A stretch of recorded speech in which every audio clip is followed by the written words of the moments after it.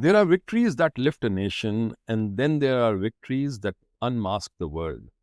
Operation Sindoor wasn't merely a military triumph, it was a tectonic event, an assertion of India's civilizational resolve, strategic independence, and battlefield supremacy.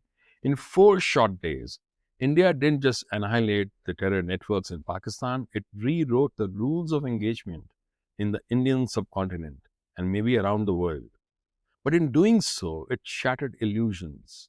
The illusion that global alliances are based on principles, the illusion that the shared democratic values guarantee loyalty, the illusion that a rising India would be embraced, not undermined. But today, a new axis of betrayal is forming, and India must wake up to the storm which is gathering at its gates. When India launched Operation Sindoor, it wasn't just a military response, it was a civilizational roar. 11 Pakistani air bases were crippled.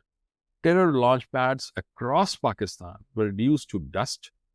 Chinese HQ-9 missile systems failed embarrassingly, and Turkish drones and the ISR support to Pakistan yielded nothing but lost hardware.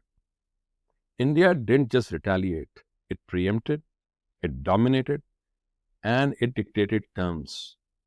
But what followed that was not global admiration, it was an eerie silence. And then a coordinated condemnation. And after that came the betrayal.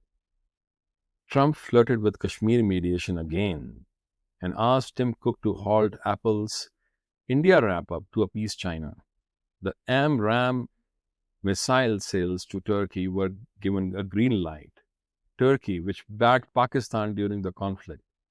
France 24 published propaganda glorifying Chinese weaponry, authored by a journalist with dubious affiliations. Turkey supplied ISR support to Pakistan despite India's prior earthquake aid to Turkey when it needed it the most.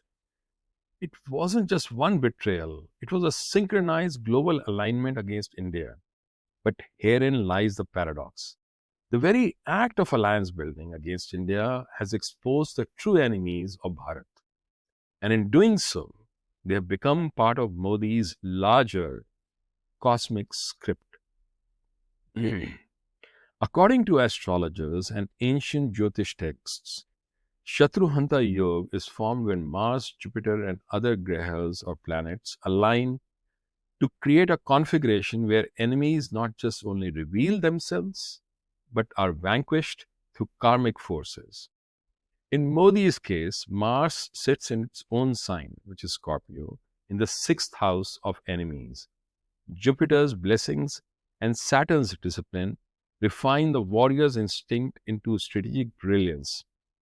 It means every enemy he faces is destined to self-destruct, not through sabotage, but through their own arrogance and exposure. This isn't new. In 2002, Gujarat riots where the global media assaulted him. A first-time chief minister he was. A state was reeling from sectarian violence over many years.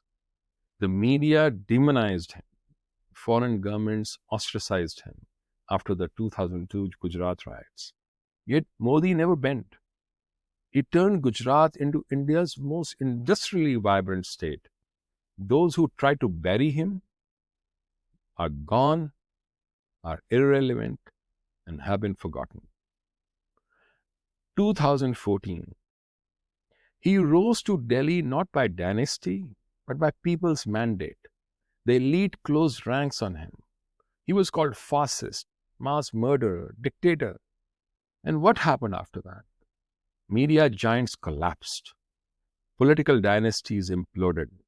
And economic mafias, they lost their influence.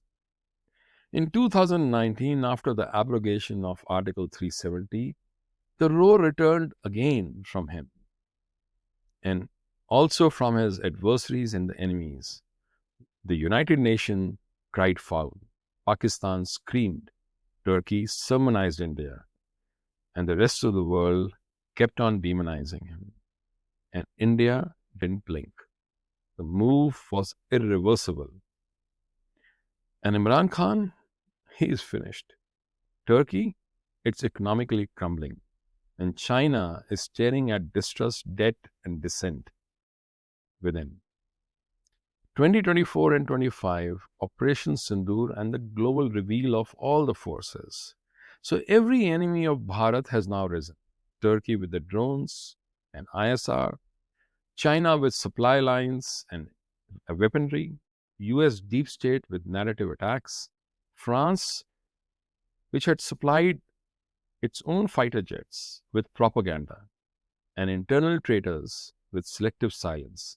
They've all revealed themselves and have a line between themselves. But in doing so, they have signed their karmic contract of collapse.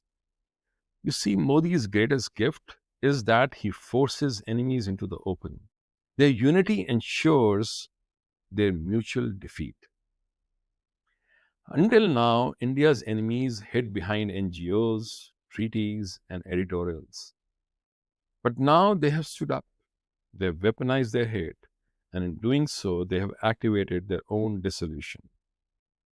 By the time Modi exits the stage, India will go from buying fighter jets on loan to exporting next-gen stealth aircraft, from non-aligned irrelevance to geopolitical centrality, from civilizational amnesia to cultural confidence. Shatruhanta is not about personal revenge, you see, it is a cosmic correction. It removes those who block dharma, it punishes those who feed on deceit. Modi will, with all his flaws, is an instrument of that force, that Shakti. The world has declared its hand. Let them come, let them scheme, and let them unite. Because Bharat is no longer waiting to rise. It has risen, and their destiny is no longer undecided. Jai Hind, Vande Matram. Victory is not near, it has already begun. Jai Hind.